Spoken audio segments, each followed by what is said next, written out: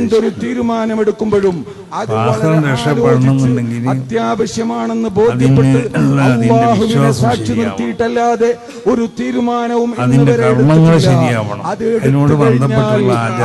ഒപ്പം നിൽക്കുക മാത്രമല്ല ഉദ്ദേശം മാത്രം കണക്കെടുത്തുകൊണ്ടാണ് ജനങ്ങൾക്ക് അപമാനിക്കുന്ന വിധത്തിൽ ആ തീരുമാനങ്ങൾക്കെതിരിൽ പ്രവർത്തിക്കാതിരിക്കുക. മറ്റൊന്ന്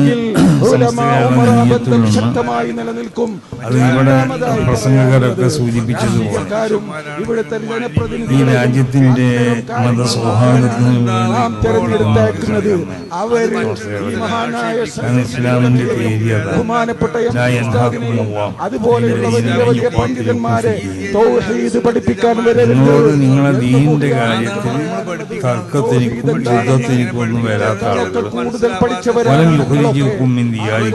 നാട് നിന്ന് നിങ്ങളെ പുറത്താക്കാൻ വേണ്ടി ശ്രമിക്കുന്നില്ല, അല്ലെങ്കിൽ പുറത്താക്കുന്നില്ല. ആ നിലയ്ക്ക് നിങ്ങളോട് സൗഹാർദ്ദത്തിൽ നിൽക്കുന്ന ആളുകളോട് അവർക്ക് എന്ന് ഈ അവസരത്തിൽ ഞാൻ ഓർമ്മപ്പെടുത്തുകയാണ്. അതുകൊണ്ട് പല നാട് നമ്മളെ പുറത്താക്കാൻ ശ്രമിക്കാതെ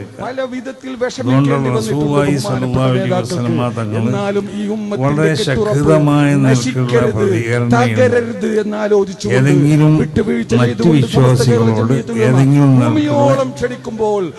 അവരോടുള്ള സമീപനത്തിൽ എന്തെങ്കിലും അവർക്ക് പ്രയാസപ്പെടുന്ന ഒന്നുണ്ടായിട്ടുണ്ടെങ്കിൽ റസൂൽ സല്ലല്ലാഹു അലൈഹി വസല്ലം തങ്ങൾ അതിനെ സംബന്ധിച്ച് പറഞ്ഞത് ഫലീസമിന്നാണ്. മുന്നോട്ട് പോകണം. അവിടെ സഖ്യത്തിലുള്ള ആളുകൾ പല ഇസ്ലാമിക സഖ്യത്തിന്റെ രൂപം പല രൂപത്തിലുള്ള ഇസ്ലാമിക സാമ്രാജ്യം അത് ശക്തമായി കഴിയില്ലെന്ന് നബി സല്ലല്ലാഹു അലൈഹി വസല്ലം പറഞ്ഞതിന്റെ അർത്ഥം നാം അവരോടൊക്കെ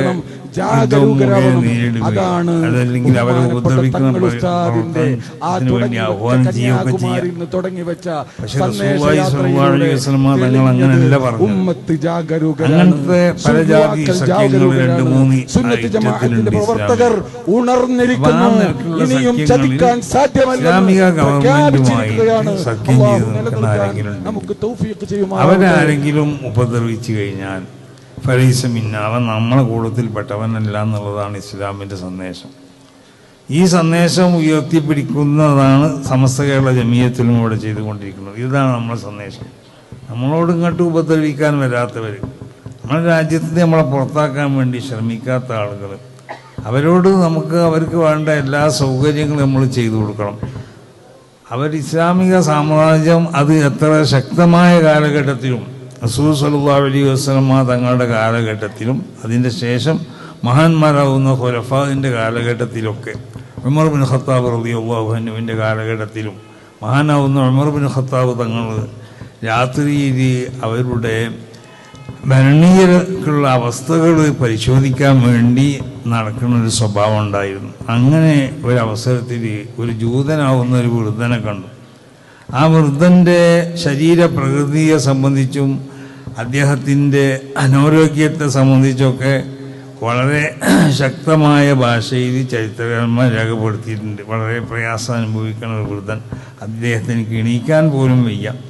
അപ്പോൾ അദ്ദേഹത്തിനോട് ചോദിച്ചു, നിനക്ക് എന്താണ്, എൻ്റെ ശരീരമാണെങ്കിൽ ഇങ്ങനെയായി, നിനക്കെന്താ പ്രയാസങ്ങളുള്ളത് എന്ന്. അപ്പോൾ അയാൾക്ക് ജീവിക്കാൻ പോലും ഒരു മാർഗവുമില്ല. അപ്പോൾ മഹാനാവുന്ന ഉമർ ബിൻ ഖത്താബ് റളിയല്ലാഹു തആല അൻഹു ബൈത്തുൽ മാലിൽ നിന്ന് അദ്ദേഹത്തിന് ഒരു ശമ്പളം നിശ്ചയിച്ചു എന്നാ മരണം വരെ. അതാണ് ഇസ്ലാമിൽ. നേരെ മറിച്ച് ഇന്ന് ജൂതന്മാർ ചെയ്യണത് എന്താ? ഗസയിൽ എന്താ ചെയ്തുകൊണ്ടിരിക്കുന്നത്? ഗസയിൽ ഫലസ്തീനികളാവുന്ന ആളുകളെ അവിടുന്ന് നാമാവശേഷമാക്കാൻ വേണ്ടി, അവരില്ലാതെയാക്കാൻ വേണ്ടിയാണ് അവർ ശ്രമിച്ചുകൊണ്ടിരിക്കുന്നത്. അപ്പോൾ ഈ ഇസ്ലാമിൻ്റെ ഈ തത്വം, ഈ സ്വഭാവങ്ങളൊക്കെ വളരെ വിശുദ്ധമായ, വളരെ പരിശുദ്ധമാവുന്നതായ ആശയങ്ങളും ആദർശങ്ങളുമാണ്.